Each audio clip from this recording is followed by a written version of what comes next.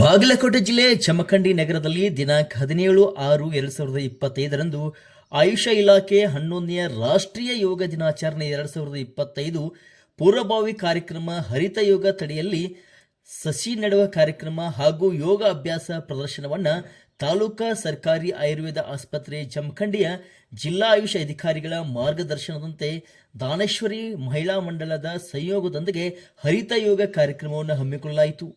ಈ ಕಾರ್ಯಕ್ರಮದ ಅಧ್ಯಕ್ಷತೆಯಲ್ಲಿ ಶ್ರೀ ಎಲ್.ಬಿ. ಪಾಟೀಲ್, ಕರ್ನಾಟಕ ಬ್ಯಾಂಕ್ ನಿವೃತ್ತಿ ಅಧಿಕಾರಿಗಳು ಹಾಗೂ ಉದ್ಘಾಟಕರಾಗಿ ಶ್ರೀಮತಿ ನಂದಿನಿ ಬಾಂಗಿ, ದಾನೇಶ್ವರಿ ಮಹಿಳಾ ಮಂಡಲದ ಅಧ್ಯಕ್ಷರು ಮತ್ತು ಕಾರ್ಯಕ್ರಮದ ಕೇಂದ್ರಬಿಂದು ಡಾಕ್ಟರ್ ಸಿ.ಜಿ. ರಜಪೂತ್, ಆಯುರ್ವೇದ ವೈದ್ಯರು, ಸರ್ಕಾರಿ ಆಸ್ಪತ್ರೆ ಜಮಖಂಡಿ, ಮುಖ್ಯ ಅತಿಥಿಗಳಾಗಿ ಶ್ರೀ ವಿಠ್ಠಲ ಪರೀಟ, ಜನಹಿತ ಟ್ರಸ್ಟ್ ಜಮಖಂಡಿ ಭಾಗವಹಿಸಿದರು.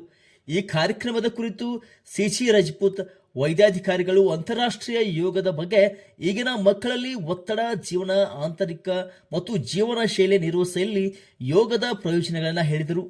ವಿಠ್ಠಲ ಪರೀಟ, ಶ್ರೀಮತಿ ನಂದಿನಿ ಬಾಂಗಿ, ಶ್ರೀ ಎಲ್.ಬಿ. ಪರೀಟ್ ಯೋಗದ ಕುರಿತು ಮಾತನಾಡಿದರು. ಡಾಕ್ಟರ್ ರವಿ ಕೋಟ್ಯಾಳ್ ವೈದ್ಯಾಧಿಕಾರಿಗಳು ಸ್ವಾಗತಿಸಿದರು.